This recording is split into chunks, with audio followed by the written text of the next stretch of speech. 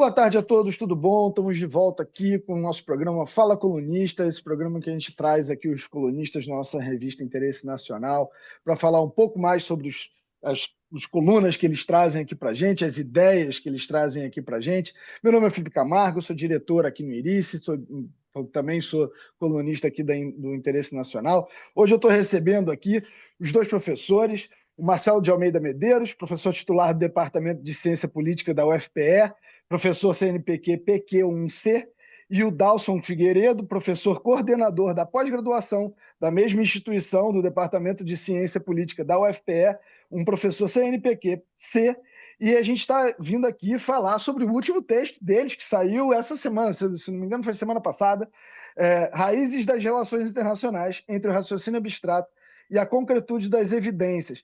E me chamou muita atenção, porque eu sou economista e, além de ter feito mestrado de Relações Internacionais, e eu adoro números, como qualquer economista, e acho sensacional o fato de que, nas relações internacionais, a gente está cada vez mais usando números para entender o processo de política e relação internacional. Por favor, Marcelo, Dalson. Boa noite, Felipe. É uma satisfação estar aqui com você e com meu colega, o professor Dalson Figueiredo. Nós ficamos muito contentes com o convite que nos foi feito pelo Daniel Buarque, né, para sermos colunistas aí da Interesse Nacional. Então, foi com grande satisfação, né, que tivemos esse artigo ao qual você fez referência como artigo inaugural, né, de nossa coluna, né? Antes a gente havia contribuído com alguns artigos, né? Mas com esse que você acaba de apresentar, né? Raiz das Relações Internacionais, Ciência e Dados, a gente inaugura uma fase que esperamos ser longeva e mais sistemática de apresentação de textos, né? Então, você dizia que é economista, né, e que, enfim, é uma pessoa afeita, vamos dizer assim, a uma prática da ciência mais positiva. E eu não sou economista, mas sou engenheiro de formação, né, de graduação.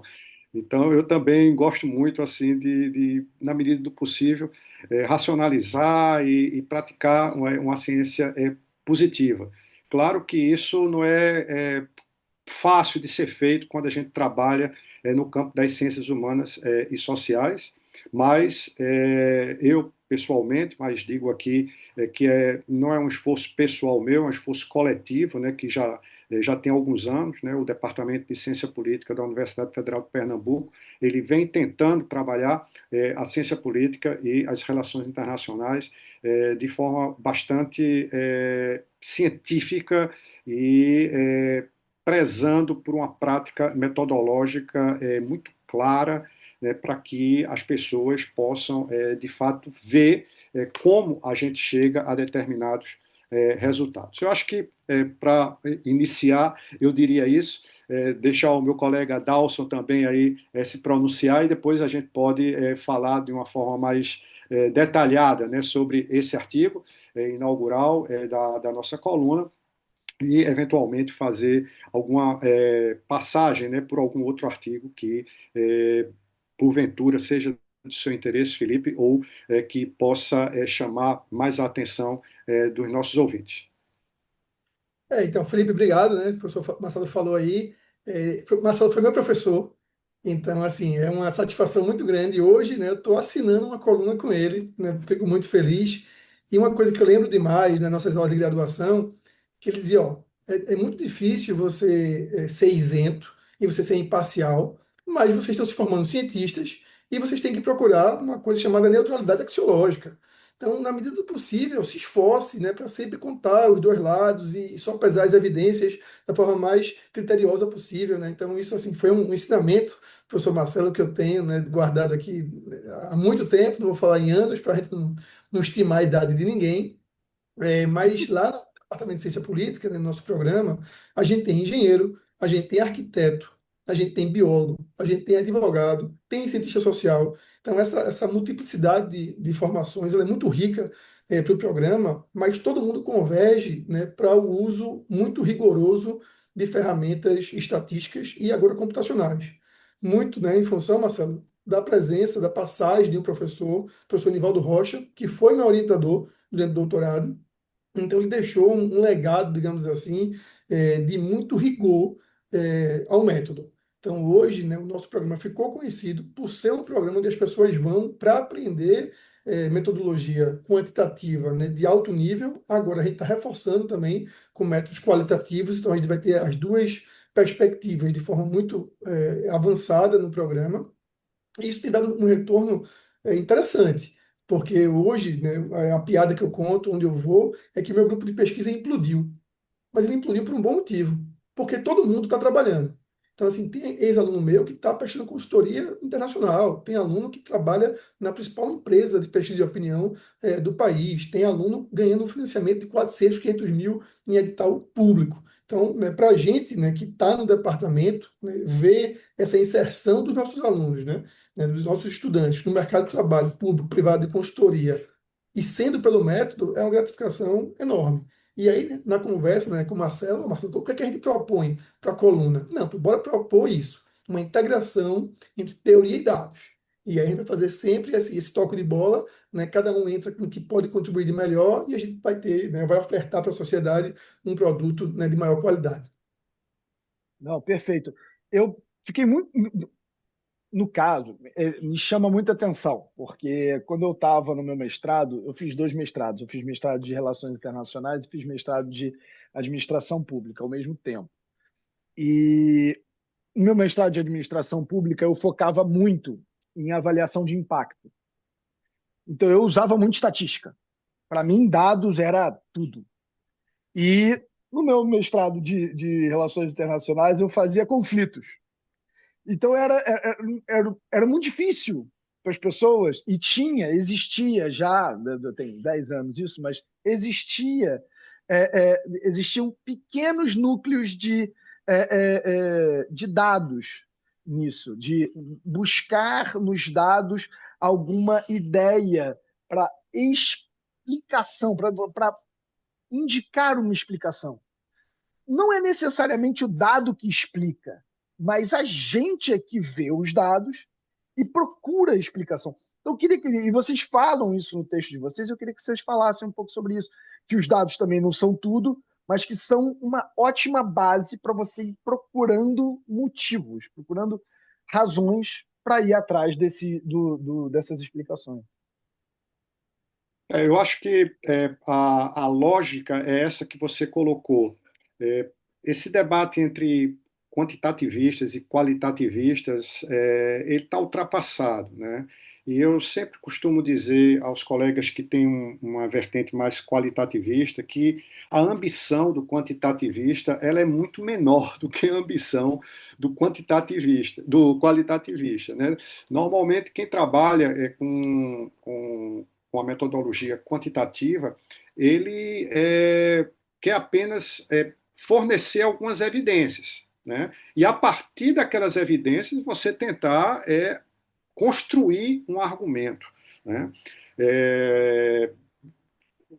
Você ter algumas correlações não significa necessariamente que você vai explicar um fenômeno, né? Correlação não é causalidade.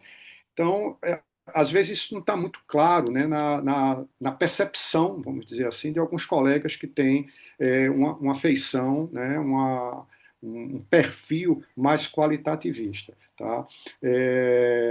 Como o Dawson colocou, na verdade, quando o professor Enivaldo Rocha chegou no nosso departamento, ele veio da estatística, então era uma pessoa que vinha com uma formação quantitativista muito forte, né? E ele encontrou uma seara, pelo que Dalson já falou aqui, ou seja, nós não éramos apenas docentes com formação na área de ciências humanas e sociais. Na época, tínhamos até um colega que era economista, o professor Jorge Zaverucha fazia parte, né, do nosso corpo docente, e ele era economista. Então, como o Dalcio colocou, você tinha economistas, engenheiros, arquitetos. Então, quando o Enivaldo chega e propõe esse rigor quantitativista, isso tem uma boa receptividade, né? E a nossa intenção, que perdura até hoje, não era transformar completamente a ciência política e a relação internacional com a ciência exata e da natureza, porque isso é impossível, mas de tentar justamente tirar o que há de bom, né, nessa ferramenta quantitativa que hoje, como o Dalcio bem colocou na parte introdutória da nossa conversa, está resvalando em técnicas computacionais que permitem mapeamentos, tendências que estão lá e que não podem ser contestadas, essas tendências ou esses mapeamentos. Tá? Uma outra coisa também, antes de passar a palavra para Dalcio, que é muito importante, é que esse rigor metodológico que marca a metodologia quantitativa, esse rigor está começando a migrar também para a metodologia qualitativa. Então, na verdade, pelo menos lá no nosso departamento de ciência política, a gente está também muito interessado em desenvolver métodos qualitativos rigorosos, como, por exemplo, o QCA, né, Qualitative Comparative Analysis, né, e também o Process Tracing, né, que são metodologias qualitativas e que, vamos dizer assim, bebem do rigor da metodologia quantitativa. Então, apesar de serem qualitativas, elas permitem, essas duas metodologias que eu acabo de citar como exemplo, elas permitem a replicabilidade, por exemplo. Né? O leitor ele vai poder dizer, ó, ele fez assim, está claro aqui. Às vezes as conclusões a que se chega não são conclusões mirabolantes, né? Que o cara diz, ó, você fez isso aqui tudinho para chegar a essa conclusão, não pode generalizar, não. Não, não pode generalizar. A gente só pode dizer até aqui. Daqui para lá, infelizmente, não. Tem que pesquisar mais, tem que fazer isso, tem que fazer aquilo. O melhor é quando você chega no final e fala, não tem resultado. Aí a pessoa vira e fala, como assim não tem resultado? Ué, eu provei que não tem resultado. Então, assim, não tente de novo. É muito difícil, né? É uma coisa muito complicada. Pois é, mas enfim, então eu acho que o mais importante, e é isso que a gente vai tentar fazer na nossa coluna,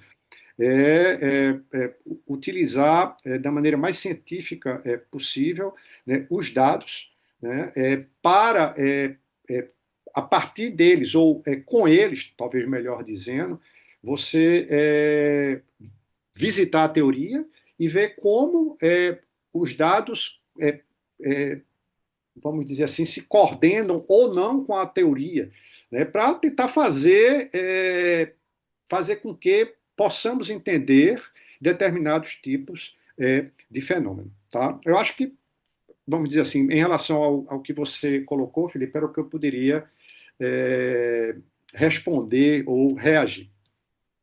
E aí, só Não, por lembrando favor. que a gente tem, Felipe, um professor, né, do programa, o professor Marcos André, ele publicou um artigo na Science, que foi uma meta-análise de efeito nulo. Então, assim, veja, a Science, né, junto com a Nature, são a principal revista, né, da comunicação da ciência hoje. E se você acha que um resultado nulo não é resultado, aí isso gera outro problema, que é o problema de viagem de publicação, né, de publication bias, tem na economia, tem na psicologia, tem na ciência política. E aí, assim, desde muito novo, né, que chamamos de fraldinhas da graduação, a gente tenta incutir essa ideia. Bom, você não está aqui para corroborar a hipótese, você está aqui para testar a hipótese. Né? E aí eu vou pedir licença, Marcelo. Eu gostava muito de House, aquela, não a música, A mas série. a série, né, do médico. E aí, vocês têm que ser igual ao Dr. House. Quando aparecer o problema, você tem que estar equipado, né, equipada, para olhar para aquele problema, aquela doença, dar um diagnóstico e apontar qual é o tratamento. Então, pouco importa se você vai usar a regressão dos séries temporais ou se vai ser entrevista. Você tem que indicar qual é a técnica mais adequada para lidar com o problema, né? Pô, se eu estou interessado em percepção, né, de gestores públicos sobre, né, a qualidade de uma política. Eu tenho que fazer entrevista ao grupo focal. Se eu quero fazer uma avaliação de impacto, eu vou usar uma diferença de diferenças, né, um RDD, alguma coisa do tipo, que é usar a ferramenta que melhor resolve o problema. E aí eu estou assim, tô totalmente convencido, não sei se Marcelo concorda, mas o nosso problema, ele não é um problema epistemológico, certo? Que eu sou positivista e você é interpretativista e a gente entende o fazer científico de forma diferente. É um problema de formação. Então, o cara que é muito bom em econometria, ele não sabe nada de etnografia. E um antropólogo, se ele vê um Excel, ele sai correndo. Então, o que a gente tem, na verdade, é uma deficiência de formação das pessoas. Como as pessoas não sabem fazer, as pessoas rejeitam, né? E aí se fecham no objeto. Eu só sei fazer isso, né? Então, eu só tenho um prego e um martelo. Então, tudo para mim vai ser o quê? Vai ser prego e martelo, né? Tudo que eu encontrar, eu vou querer achar uma descontinuidade, né? Na economia, né? Descontinuidade, descontinuidade, descontinuidade, porque você só consegue ver que só um Aquilo. desenho, um quadro experimental tem validade para fazer E se não ciência. der aquilo, você não quer estudar. É inacreditável. Isso daí existe, é real na academia. Não deu diferença, eu não quero estudar. É mais fácil eu não estudar. E aí, ó, o que Enivaldo dizia, né, ele contava isso em aula, né, eu era monitor dele, e hoje eu conto nas minhas aulas, que ó, quer a ciência fácil, vá para a física, vá para a biologia, vá para a bioquímica, onde tudo é controlado.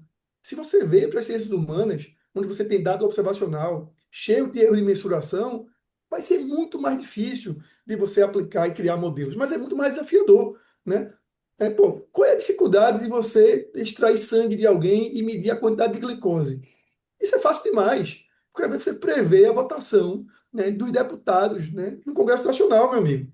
Isso que é um modelo forte de realidade, porque ali tem um monte de variável que a gente não consegue medir de forma precisa, tal qual um laboratório de química ou de física, enfim. Então, E meus muda amigos, ao longo do tempo. Ou exatamente.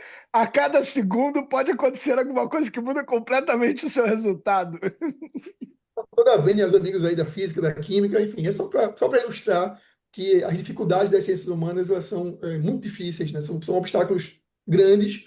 E aí o método é ainda mais importante que a gente siga a cartilha, porque o que diferencia a ciência da religião, da filosofia e do senso comum é o método, né? Sem ele a gente está perdido, né? O que Carl Sagan dizia, né? É o mundo assombrado pelos demônios. Professor Marcelo?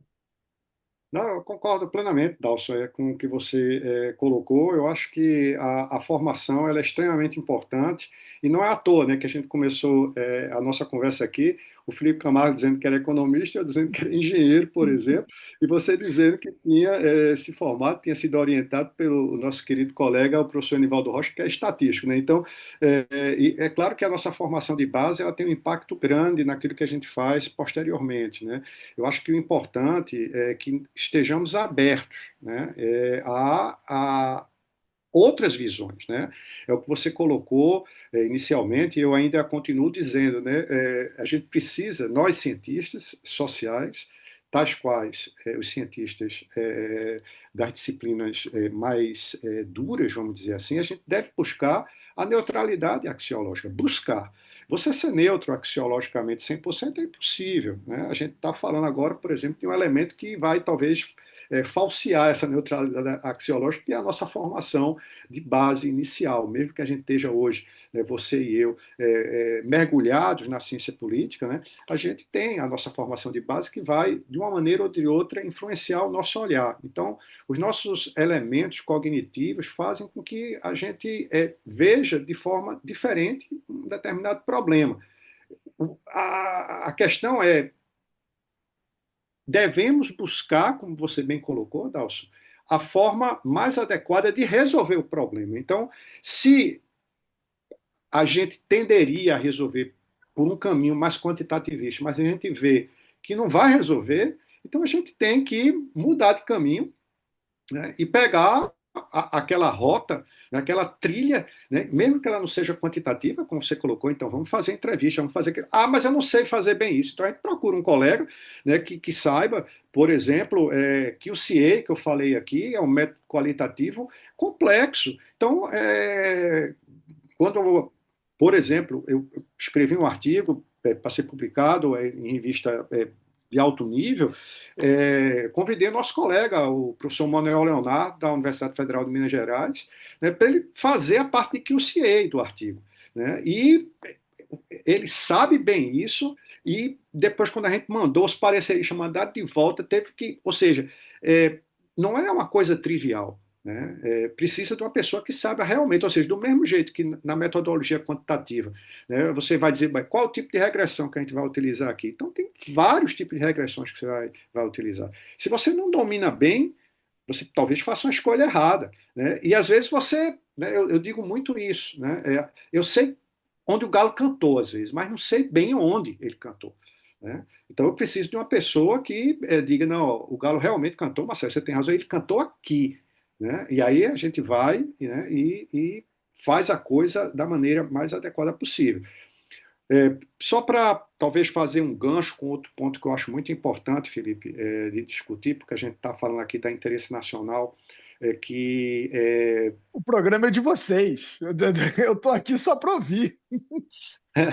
que há muito foco, né, na interesse nacional na questão da política externa, da diplomacia, das relações internacionais como um todo. Não apenas isso, né, mas, vamos dizer assim, essencialmente há essa preocupação. Né, e o que eu noto, né, e a gente tem falado aqui do Departamento de Ciência Política da Universidade Federal de Pernambuco, ao qual estamos vinculados o professor Dalcio e eu. Né? E, na verdade, é um departamento de ciência política onde a gente faz também relações internacionais.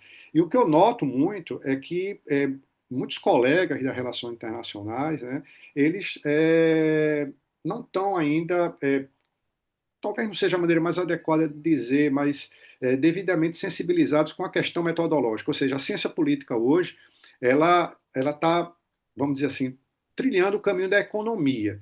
Né? Ela tem uma preocupação muito grande, a ciência política, enquanto disciplina, né, com a questão metodológica. As relações internacionais, eu acho que ela está um pouco a reboque disso, ela está evoluindo bastante. Tá? Mas eu acho que precisa desenvolver ainda mais. Né? A gente vê muitos textos ainda de relações internacionais de caráter ensaístico, por exemplo, né? Ou né, que é uma área mais específica, aí a gente entraria num debate um pouco longo, né, que é o que são relações internacionais, né? Ou Mas seja, aí o é o pessoal da mundo. história, né? O pessoal que faz história das relações internacionais, que é uma área extremamente importante, mas é uma outra disciplina que está preocupada com outras coisas, que tem um outro método, que é o método histórico, né? O pessoal do direito É, também, eu- que trabalha com direito internacional, né? Enfim. uma coisa interessante é que quando eu estudei economia, deve ter, sei lá, 20 anos que eu estudei economia, eu quase mudei para ciência política. Quase, por muito pouco.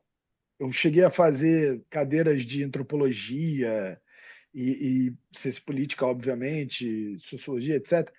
Só que tinha uma coisa: não tinha nenhuma cadeira de estatística. Não tinha nenhuma cadeira de matemática. Tem 20 anos isso. Obviamente mudou muito a ciência política. Hoje, eu trabalho com relações internacionais e trabalho com economia, e hoje, para mim, é, é impossível pensar a ciência política hoje, que eu vejo de alto nível, que meus amigos fazem, sem essa base estatística forte e sem pesquisa de opinião, entender onde é que você. Qual é a pessoa que está respondendo a cada um dos. Estratificar a sociedade e trazer cada um dos pontos da sociedade para onde é que elas estão indo no contexto político nacional. Isso não existia para mim, como estudante, há 20 anos atrás. E eu fico muito feliz que tenha hoje. E nas relações internacionais, há 10 anos atrás, quando eu fiz o meu mestrado, era uma dificuldade muito grande. Eu cheguei a procurar a interação entre a estatística e as relações internacionais, principalmente conflito. E era muito difícil, tinham pouquíssimos artigos, hoje tem um pouco mais, mas uma área das relações internacionais que tem trazido um pouco mais dessa ideia é comércio, porque está muito perto de economia. E aí você começa a trazer essa junção com a parte, enfim, matemática e quantitativa. para É, terminar a questão, só um detalhe. Na questão histórica, eu tenho lido um professor que foi professor de Harvard, eu acho que ele está em Princeton agora, em Stanford agora, que é o Neil Ferguson, que é um historiador que fala muito da questão econômica e muito da questão matemática dentro da história. Por que acontecem os conflitos? Por que acontece aquilo dali? Por que tomou esse espaço? Tem uma questão financeira e quantitativa ali no meio que ele tenta pegar. Então, assim, é novidade isso. Tem 20 anos. Entendeu? E eu acho sensacional que a gente esteja aqui discutindo. O meu sonho de garoto era discutir exatamente isso com pessoas como vocês. Enfim, ele não, falou, desculpa. ele sempre contar duas histórias que ilustram bem esse ponto, né? Você falou, que há 20 anos, né, você fez o curso, tal, tal, tal, tal, tal, tal. Se eu pegar também de volta para o futuro, né, ir lá para o passado, eu estava na graduação fazendo ciências sociais, né, eu era do DA de ciências sociais, junto com Nara, né, que hoje é professora do nosso programa, e a gente era da comissão de reformulação do curso. E aí eu ouvi de uma colega, né, que era como se fosse oposição à nossa chapa, que eles queriam tirar a economia da grade e queriam tirar matemática da grade. E aí eu perguntei, né, fulana, por que tirar a matemática da grade? Aí ela responde, porque cientista social não precisa saber matemática nem economia.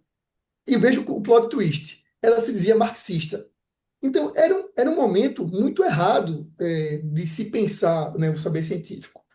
Passa 20 anos na frente, eu entro como professor lá no programa de ciência política, a gente tem uma aluna igual, né, na minha época, lá no segundo período, paga a disciplina de MQ. Então, a gente lá em ciência política tem MQ1, 90 horas de métodos quantitativos, depois tem MQ2, mais 90 na sua cabeça, depois tem métodos avançados na graduação.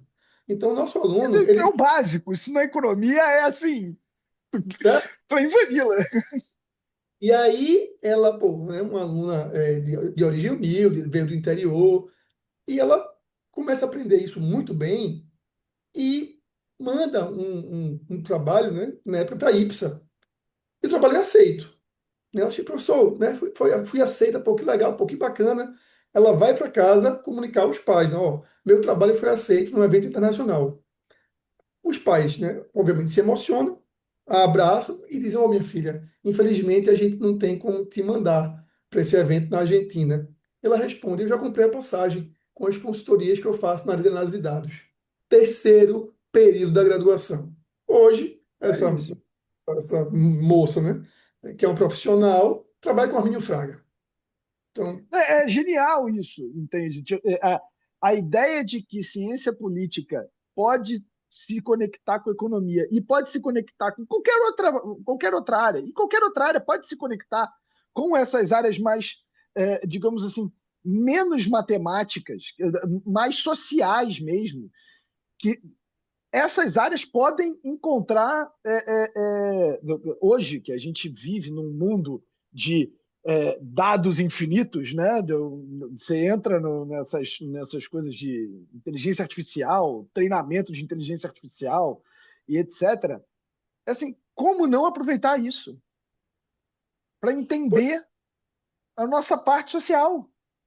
talvez, Marcelo, uma coisa boa para fazer a divulgação da coluna e fazer um pouco de propaganda é que em todo artigo, né, os leitores vão ganhar um replication materials. Então, para todo artigo que a gente publicar, vai junto a base e os códigos. Então, pô, se sair um pacote novo do R, né, que se faz, de repente faz Vocês análise usam automática, R. tudo no R. Então, você vai ganhar um script de como a gente gerou aquilo no R. Né? Se sair uma base de dados nova, né, do PRIO ou de alguma instituição que a gente usou, a base vai junto. Então, vai ser um espaço também de aprendizagem, se você quiser, né, se os leitores quiserem. Porque é pegar a base, pegar o código e seguir exatamente o que a gente fez. E, eventualmente, se tiver erro, vai ser ótimo, porque isso vai ser a ciência se autocorrigindo em tempo real. Né? É difícil passar erro, né? Porque o professor Marcelo é muito criterioso. Então ele vai ler, reler, né, 3, 4 vezes. Mas abre essa oportunidade da gente da falseabilidade científica, né? E pô, quantas colunas hoje você tem que faz isso? Até onde eu sei, nenhuma. Sensacional. Tá bom. Tá, é isso mesmo. Eu acho que o caminho é por aí, né? Só relembrando, né, insistindo nessa tecla que seria muito bom que as relações internacionais como um todo também seguisse essa tendência, né, de cientificização, né, sem querer desconsiderar de forma alguma, porque são contribuições extremamente importantes, né? Eu estava até aqui anotando para não esquecer, né, nomes como Clodoaldo Bueno, Amado Luiz Cervo, né, que são historiadores das relações internacionais, né, deram contribuições extremamente importantes. Isso o que o historiador faz é algo muito, muito, muito, muito importante. Mas essa vertente de maior cientificação, ela talvez se encontre nas relações internacionais, onde você apontou, Felipe, ou seja, na parte de comércio, ou seja, são as pessoas, né, os colegas economistas que trabalham com economia internacional, e aí sim você vai ter toda uma argumentação devidamente fundamentada, né, em fluxos, em dados que comprovam a argumentação do economista X, Y ou Z, e a gente está identificando isso também na ciência política, né? Ou seja, na política internacional. Né? Se a gente talvez eu seja criticado com essa visão que eu vou colocar aqui agora, né? Mas se a gente pensa em relações internacionais de forma mais fracionada, né? Com história das relações internacionais, direito internacional, economia internacional e política internacional, você teria a economia internacional que está bastante cientificizada, né? Você tem a política internacional que também está tentando Tem um pouco. levar a coisa como a ciência política está levando, né? Porque, na verdade, os problemas internacionais em termos políticos não são muito diferentes dos problemas políticos domésticos. Né? Claro, tem as suas peculiaridades, mas, enfim, a técnica, vamos dizer, é a mesma, que seja a política nacional ou política internacional. Então, a política internacional está tentando acompanhar a ciência política como um todo, né, nessa vibe, como se diz hoje, de prática científica mais consistente. Né? E aí você fica com a história das relações internacionais e o direito internacional, que talvez, né, por serem disciplinas talvez com maior dificuldade, né, de implementar técnicas mais específicas, né, que caracterizariam uma prática mais científica. Se bem que, né, faço aqui a ressalva e deixo até Dalson dar mais detalhes, que ele, como coordenador do programa, sabe melhor do que eu isso. Nós temos colegas, né, que trabalham com judicialização da política, que estão nessa tendência de estudo empírico do direito. Né? Ou seja, é um estudo do direito que faz muito uso de base de dados, né? Mas que pelo menos na minha leitura, mas Dalson vai se pronunciar, é uma exceção dentro do direito. Né? Quando a gente conversa com colegas juristas, né, eles estão ainda que eu digo assim, o vocabulário, né, ele é muito diferente, né? Se fala muito ainda em doutrina, e não em revisão de literatura, por exemplo. Né? Então, é também fato que o direito internacional ele é muito mais frágil, né, do que o direito nacional, se a política nacional e a política internacional ela segue mais ou menos os mesmos parâmetros, né? O direito nacional e o direito internacional são muito distintos. Né? Então, talvez haja uma maior dificuldade por parte dos colegas juristas, né, de migrarem, né, para essa área do direito internacional e, vamos dizer assim, adaptar, talvez, ferramentas de análise de processos do ponto de vista do direito que ocorrem na arena internacional. Eu adicionaria um ponto, Marcelo, que acho que tem uma questão geracional aí, certo, Felipe? Então, a minha geração, Você que está falando. Não, porque, eu concordo, eu estou brincando. então, assim, eu tive uma disciplina de estatística básica na graduação, depois a gente teve uma disciplina de estatística computacional, que aí foi começar a aprender a fazer implementações descritivas, né, usando algum software, né? E aí, pô, é no mestrado que a gente tem um professor que diz, ó, ou vocês aprendem isso, ou vocês estão fritos. E aí começa a mudar um pouco a visão. Sendo que quando isso vira política de programa, né, exemplo, o meu TCC foi uma revisão bibliográfica. o TCC de Mariana, que hoje, né, é nossa professora na área de políticas públicas, foi uma revisão bibliográfica. O TCC de Nara, né, que hoje é nossa professora, talvez, né, alto nível de internacionalização lá no programa, foi uma revisão bibliográfica. Porque nessa época, né, os professores, né, entendiam que se a gente fizesse uma revisão bibliográfica, já estava de bom tamanho e fazia total sentido, que era você conseguir concatenar as ideias, né, de um campo específico de pesquisa. Eu vi TCC ano passado que a pessoa, né, uma aluna de graduação, pegou um artigo publicado numa afiliada da Nature, né, que analisava a relação entre idade do parlamentar e proposições mais ou menos ambientalistas. Ela tem uma base de dados de milhares de observações para o Brasil. Ela aplica um modelo de text mining, replica esse modelo, né, da Alemanha, cria uma variável, né, de valência, né, de quanto aquele deputado apoia ou não apoia meio ambiente, faz uma regressão de contagem com a idade do Faz a parlamentar relação e e tá encontra um aí. efeito da Alemanha.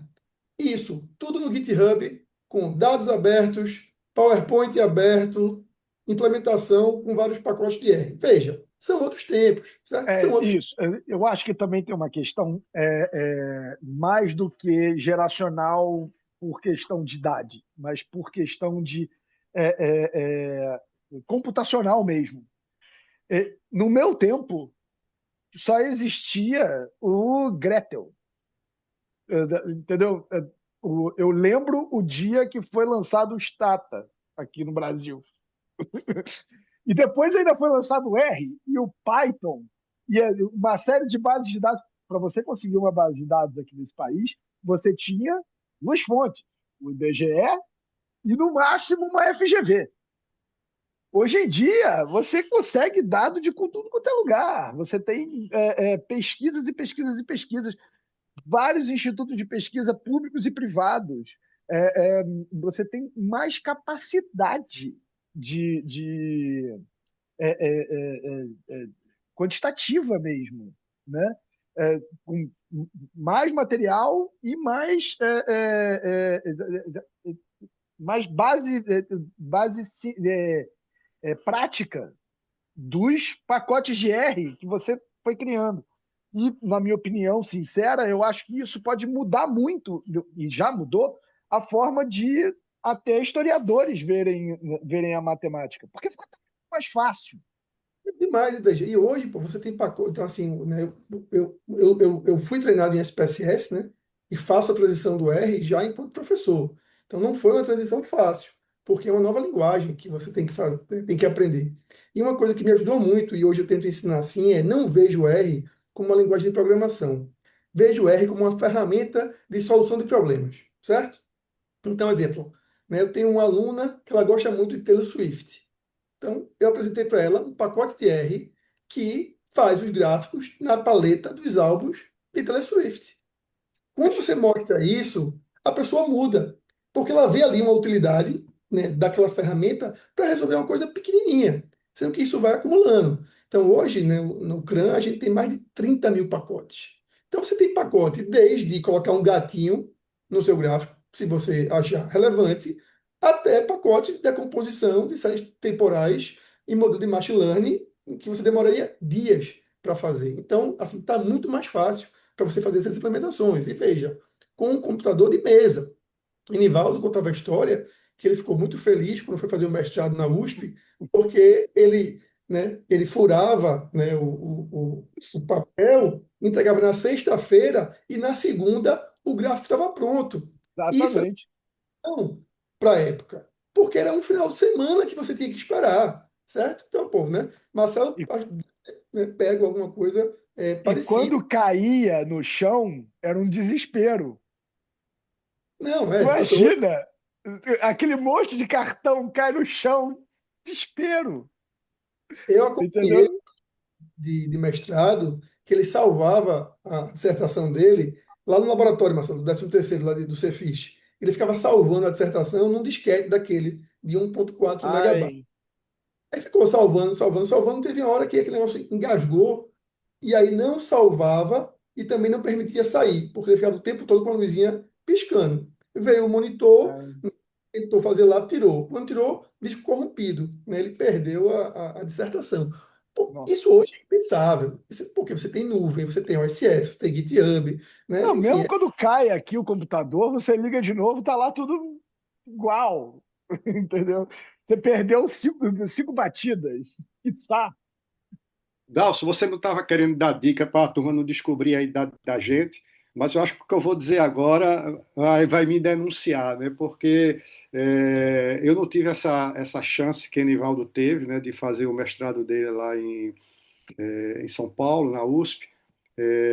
E a experiência que eu tive foi no curso de graduação de engenharia elétrica, né? Então, várias e várias disciplinas, como vocês podem imaginar, a gente precisava fazer programação. A linguagem era Fortran ou COBOL, né? E os cartões, meu amigo, isso era um inferno, porque se um dia você vier, ou se você já veio aqui na Universidade Federal de Pernambuco, Felipe, a gente tem no campus um tronco de pirâmide que funciona ainda hoje. Na minha época já funcionava também o hoje Núcleo de Tecnologia da Informação, o NTI, na época se chamava NPD, que era o Núcleo de Processamento de Dados. Então a gente só tinha esse computador, não tinha microcomputador. Então era Não, uma fila enorme que a gente fazia, né? Entrava na fila com os cartões na mão, aí entregava. Né? Só saía 3, 4 dias depois, feito você mencionou, Dalson. Ou mais até, não estou mais lembrado, provavelmente mais. E o pior, porque o pior era o seguinte: deu erro. E aí? Aí tinha que fazer de novo, depois voltar, entrar na fila de novo, tá, tá, tá, não, tá. e descobrir qual é o erro. Imagina você descobrir qual é o cartão que está pregado errado. Pois é, bicho. Então era uma coisa que se você não fosse minimamente organizado, você perdia a disciplina porque não dava tempo. Simples, É. simples assim, tá entendendo? Então, realmente, a evolução tecnológica, ela permite que hoje possamos tratar problemas de forma muito diferente. Eu estou me referindo aqui a problemas de ciência política, problemas de relações internacionais. Talvez hoje o nosso maior problema seja a quantidade de informações disponíveis que nós temos. Né? Então, é Inclusive, a gente tem que filtrar informação, porque tem muita informação não correta, ou que está tá correta em parte. Aí você tem que analisar, você tem que limpar essa informação. A primeira parte do trabalho é sempre limpar a informação. Por quê? Porque tem muita informação. isso mesmo. E só para dar crédito também, você confirme se eu estou correto ou equivocado, Dalson. Eu acho que pelo menos você teve essas cadeiras da estatística na sua graduação, porque nós tínhamos um professor chamado Zé Carlos Vanderlei, né, José Carlos Vanderlei, que tinha feito doutorado na UCLA, né, que era então um sociólogo muito sensível a questões quantitativas, né? Porque na época nós tínhamos um departamento de ciências sociais, hoje nós temos um departamento de ciência política, um departamento de sociologia e um departamento de antropologia. Mas há 25 anos atrás nós tínhamos um departamento de ciências sociais, né, que é único, com professores de ciência política, sociologia e antropologia. Como os sociólogos eram majoritários, né, durante muito tempo nós fomos 60 professores, eram 40 sociólogos, né, 10 antropólogos e 10 cientistas políticos. Então, quem mandava de fato eram os sociólogos. Né? Então, esse rechaço ao qual você se referiu, né, dizer, não, vamos tirar a estatística. Tinha muita chance disso acontecer mesmo, porque a maioria dos docentes eram de sociologia. Eu não estou dizendo que todos os docentes queriam tirar a estatística, não é isso. Eu estou dizendo que um professor, como o professor José Carlos Vanderlei, né, que fez o doutorado dele lá na UCLA, que era um professor muito respeitado, e que chega, né, com aquele discurso, dizendo, não, estatística é importante, vamos dar estatística e vamos dar adequadamente. Né? Eu não sei se ele chegou a ser seu professor na graduação, inclusive ele era um professor muito próximo do Enivaldo Rocha, que nós já mencionamos várias vezes aqui, né? Ou seja, era um sociólogo que trabalhava realmente assim muito apegado, né, à questão dos dados, né, como evidência de argumentos. Aí os dados que a gente tem de, né, informação bibliométrica sobre isso, Marcelo, pelo menos no Brasil, corroboram muito essa tendência. Então tem um artigo famoso, né, do Glaucio Soares, que é o calcanhar metodológico da ciência política, tem Revisitando o Calcanhar, do Glaucio, e aí, né, o autor, Pedro Neiva, ele faz uma regressão para saber o que é que explica o uso de métodos quantitativos, né, nos artigos produzidos no Brasil. E a principal variável é a formação nos Estados Unidos, né? Essa mesma tendência é encontrada num artigo que vê produtividade em revista de alto impacto, feito, né, com dados do CNPq, e a mesma tendência. E aí é onde vem a questão das escolas, né? Se você for para os Estados Unidos, meu amigo, não tem como você não estudar matemática. Você vai estudar Não tem matemática, mesmo. fazer artes. Então, quando eu tive a oportunidade de passar um tempo na Universidade de Wisconsin, e nosso primeiro encontro, né, com o meu orientador, ele nem falou bom dia direito, né? Ele falou, Dalson, e aí, fez uma boa viagem? Fiz, professor. Como é que está a sua matemática? Então, assim, foi direto ao ponto, nem perguntou de futebol, Brasil, samba, nada. Aí eu falei, ó, a minha matemática é matemática de segundo grau. Ele, nós precisamos resolver isso. E aí mandou ficar como ouvinte em disciplina de matemática e estatística. Então, assim, foi o que me fez perceber que a formação que eu tinha tido, né, na graduação foi uma formação. Eu paguei cadeira com o Zé Carlos, mas é uma disciplina de estatística É. em não existia também uma certa sensibilidade das outras disciplinas de integrar conteúdo, de Não. incentivar. Pelo contrário, era coisa de positivista, era coisa de neoliberal. Então, era visto como um empecilho. Então, você saber estatística, você era como se fosse neoliberal, né? Era filho de Friedman, né? Quando não tem sentido nenhum você defender esse tipo de abordagem, pelo amor de Deus. Pois é, o uso da técnica, o uso da ideologia para difamar a técnica é algo natural, né? É impressionante como a gente teve muito isso.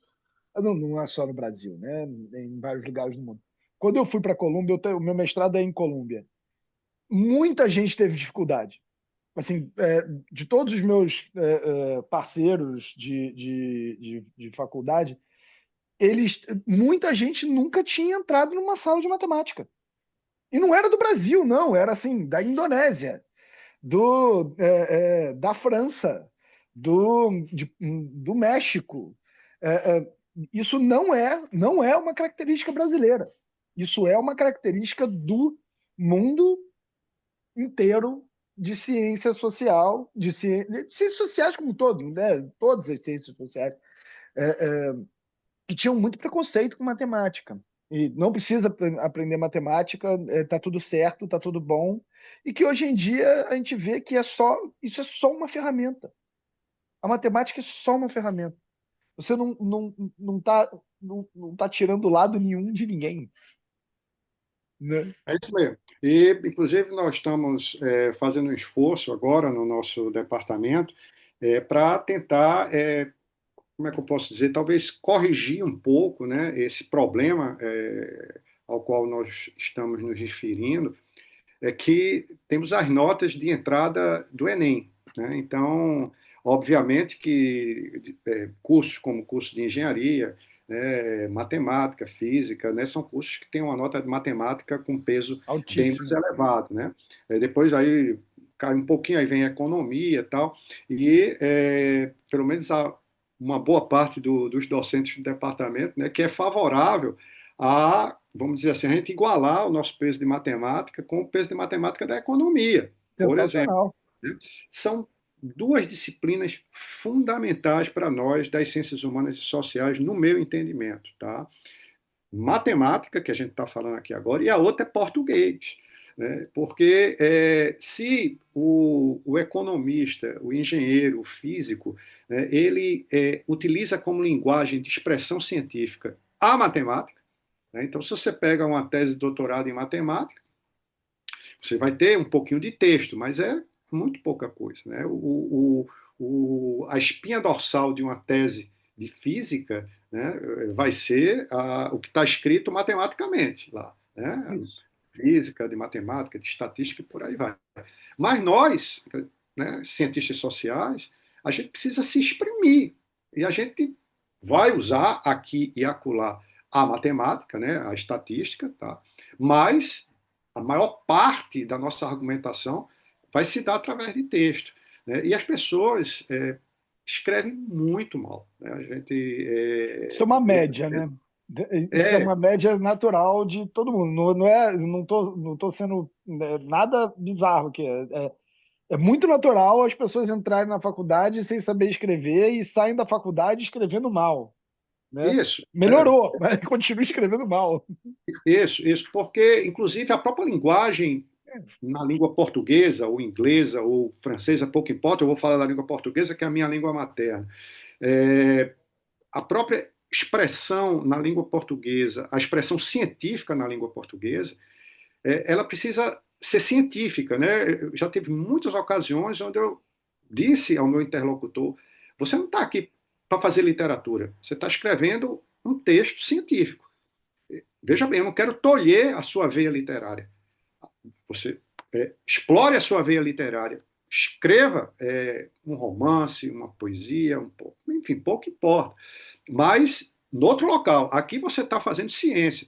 Fazer ciência exige objetividade na sua argumentação. Então, aqueles períodos longos que às vezes as pessoas escrevem com vários pronomes relativos, depois você não sabe o que é o cujo, o que é o quê. Enfim, às vezes você perde o fôlego lendo, de tão grande que é.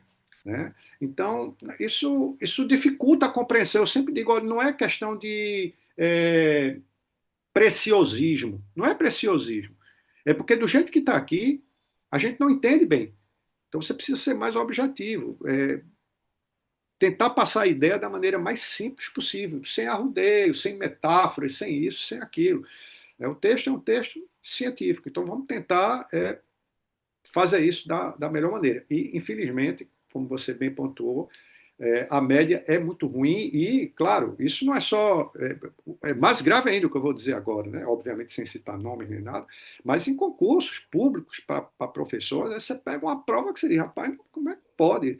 Não é possível com a pessoa, que o cara vai ser professor universitário, sei lá, de ciência política, relações internacionais, ele almeja isso com a prova escrita dessa forma. Eu não estou falando de erros pontuais, não, porque às vezes a gente está nervoso, né? A pessoa diz, não, é fazer prova. Pode errar um R, sei lá, mas não É, é uma, isso. é, É a construção da frase.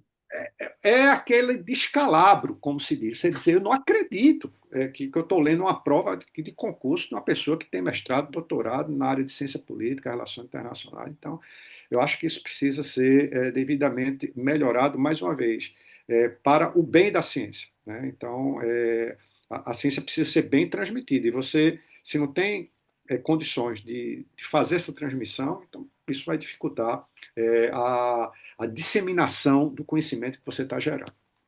Como diria o saudoso Ciro Oliveira, não me venha, não me fale do Código de Hammurabi. Então é um texto muito bacana que fala dessa dificuldade, né, de como na área do direito, em geral, a ideia de cientificidade ela não conseguiu prosperar tão bem. E aí, Marcelo, para, enfim, esse tópico não passar batido, já se falava em jurimetria desde 1976, né, num artigo do Lovinger, que fala que ó, existe aqui uma ferramenta que é a estatística e a gente tem que usar no direito. E é uma área riquíssima, porque você sempre tem dado qual e quant, porque você vai sempre ter a contagem de decisões, né, e vai ter sempre o conteúdo das decisões. Então é uma área riquíssima para ser explorada e, infelizmente, ainda é muito subaproveitada. Eu Aqui no Brasil. acrescentaria. Tem um texto muito bom, um texto de jurimetria americano sobre decisões entre negros e brancos. Você tinha um range de decisão de 4 ou 5 anos. E aí ele pega e faz se a pessoa é branca, se a pessoa é negra, se dentro desse range ele fica estatisticamente distinto. E fica estatisticamente distinto pra caramba. Assim, tipo, um é de um lado extremo e o outro é do outro lado extremo da comparação. É muito bom. Essa, para o sistema penitenciário, para o direito penal, né? Como seria rico para o debate. Eu acrescentaria, Marcelo, ainda a parte da computação, certo? Por quê? Veja, se o aluno entra e paga uma cadeira de matemática, isso não resolve o problema. Ele tem que pagar cálculo, álgebra, geometria analítica, então ele vai ter que pagar um monte de disciplinas para ter uma base boa para poder caminhar. E aí é onde entra, acho que a divisão entre desenvolvedores de modelo e consumidores de modelo. A gente, em ciência política, a gente consome modelo.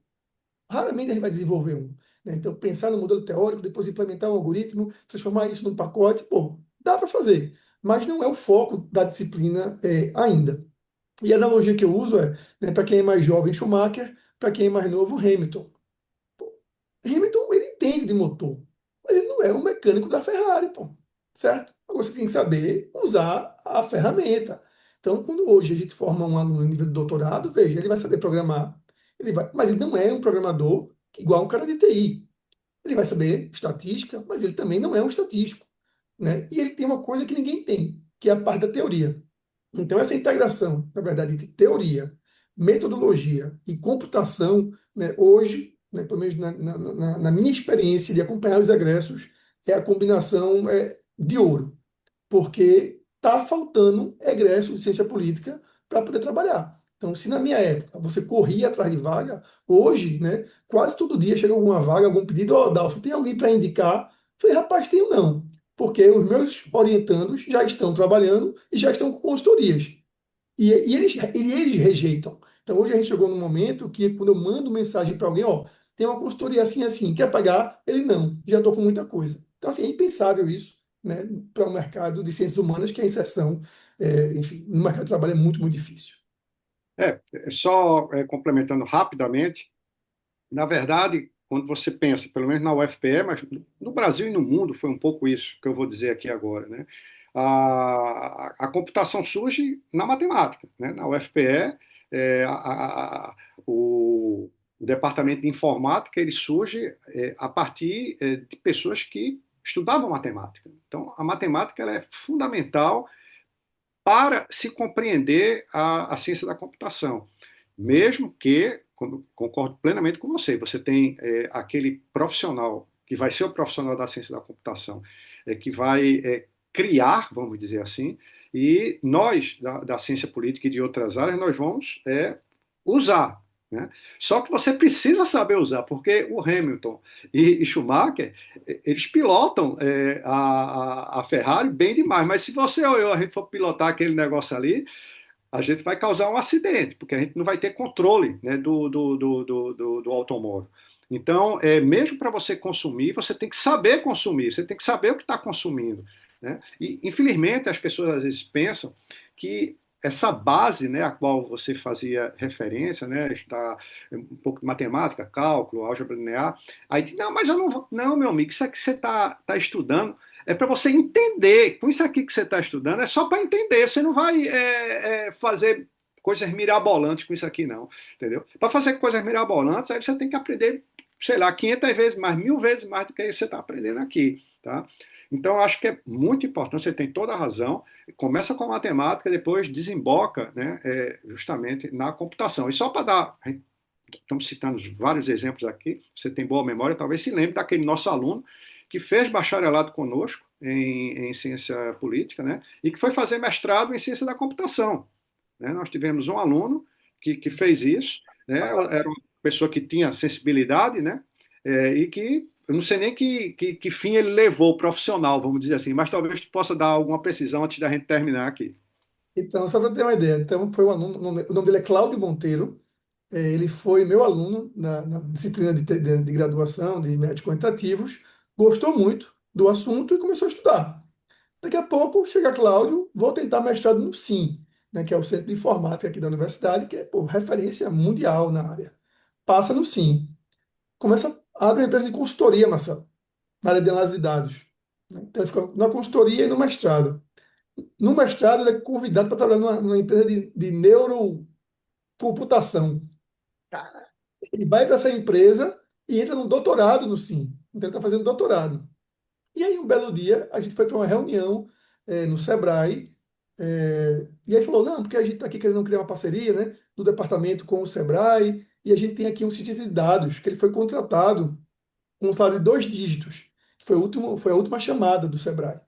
Aí, pô, cadê ele? Aí, pô, não sei, a reunião acabou e esse cara não apareceu. Quando a gente está saindo do Sebrae, chega o cientista de dados, Cláudio, trabalhando num emprego de top de linha no Sebrae de Pernambuco.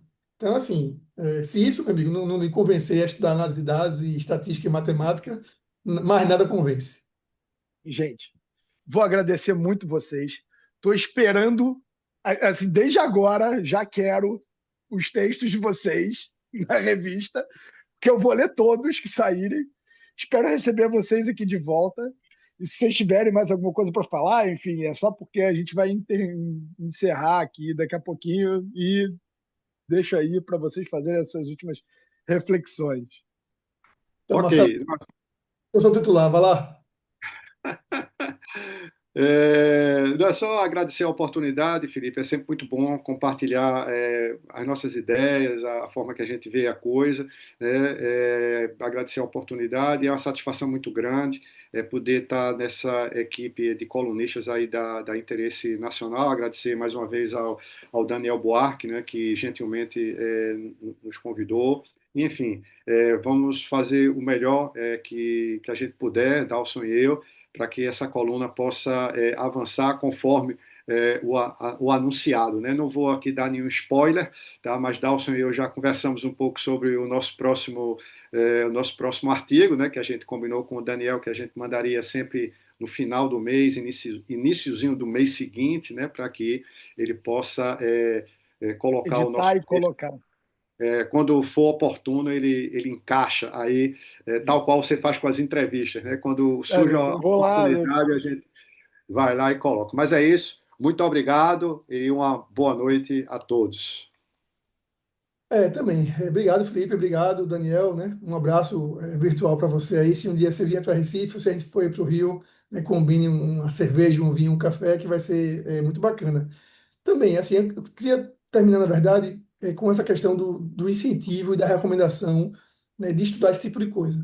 Porque, às vezes, né, o aluno chega na graduação, chega no mestrado, e ele é desincentivado pelo professor, ou por um grupo de professores que ou não vê utilidade, ou mente descaradamente. Eu não sei exatamente qual é o mecanismo de por que as pessoas fazem isso. Mas é um campo muito frutífero, né, e traz benefícios muito observáveis, muito facilmente observáveis para a sua formação de cientista, para a sua inserção de mercado de trabalho e, né, se você estiver interessado nisso, para a sua renda, é, né, para a sua reprodução material, como diria, né, Karl Marx.